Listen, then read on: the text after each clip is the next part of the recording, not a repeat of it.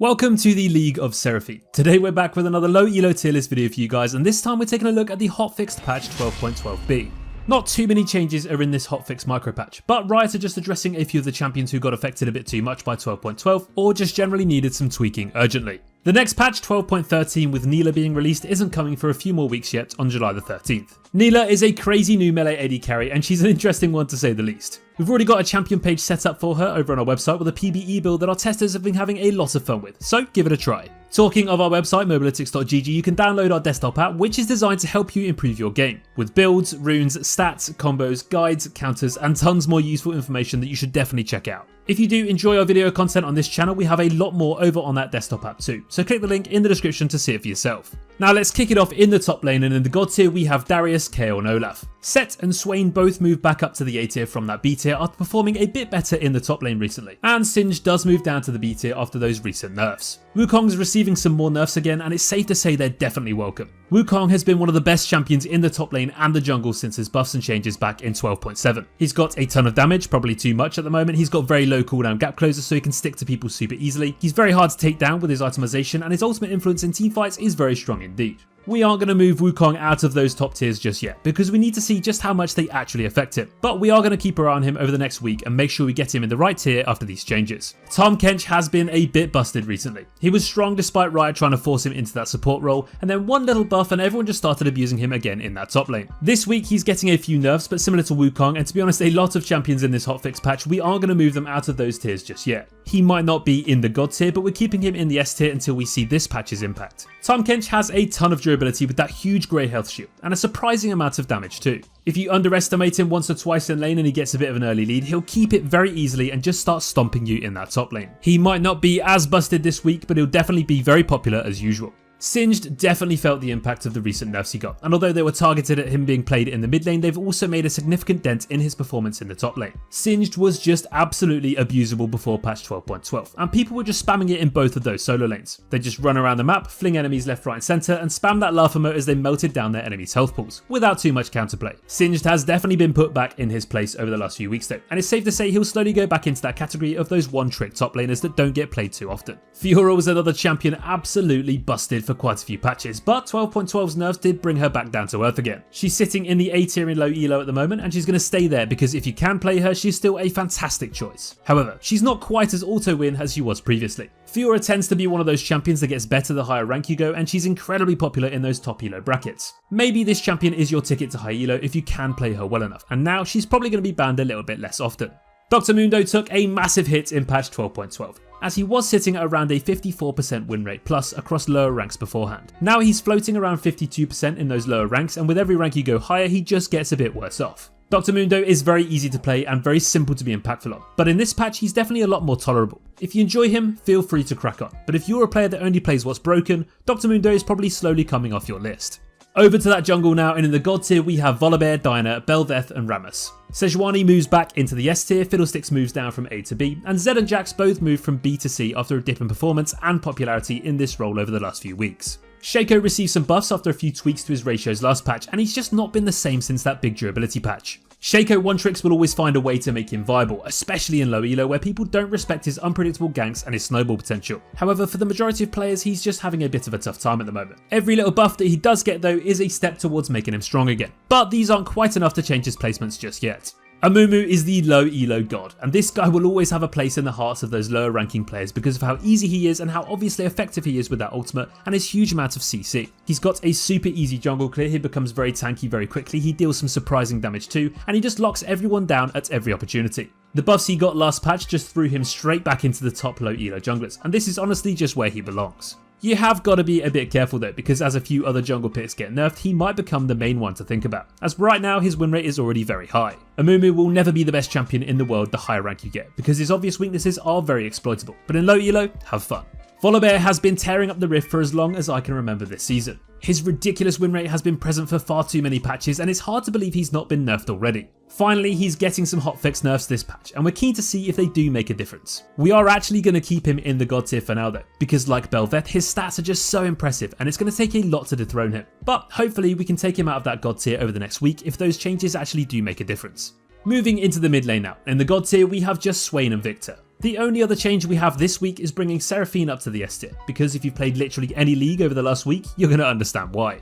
Seraphine is getting some nerfs this patch, but due to how ridiculous she's been this patch, we're not moving her out of the S tier for the time being. Seraphine just scales like an absolute weapon. She's got so much AoE shielding and healing, and her wave clearing damage is not to be underestimated either. She still might be a bit easy to kill in the early levels, but if you don't put her behind in this part of the game, she's probably just going to destroy you as the game progresses. Whether she builds utility mode or just full AP, she's in a fantastic position at the moment in 3 different roles. So we're going to keep a close eye on her after these hotfix nerfs to see how she actually gets affected. Katarina got slapped down to reality a bit too hard after last patch's shifts to her itemization. Her best and most popular build was the Divine Sunderer route, and she was a bit too strong with this setup for quite a while. When they did change this though, they indirectly made Katarina suffer a significant amount, and although I'm sure a lot of you won't wish for it, she is getting some compensation buffs this week. Her AP ratios are getting some buffs and tweaks, and this will likely put her back into a good position again. Katarina is and will always be one of those champions that if she does get fed, you're going to hate playing against her. So make sure you always pick up some reliable CC in champion select, so make sure you've always got an answer for her. Katarina might not be quite at her best right now, but these changes should definitely help her out.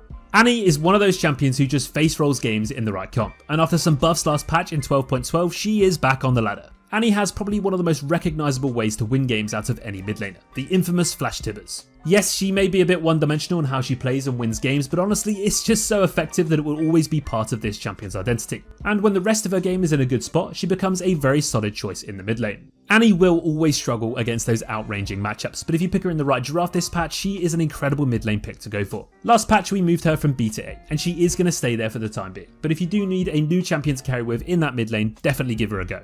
Moving on to those AD carries now, and in the God tier we have Seraphine. In the S tier we have Jhin, Veigar, Twitch, Misfortune, Samira and Vale.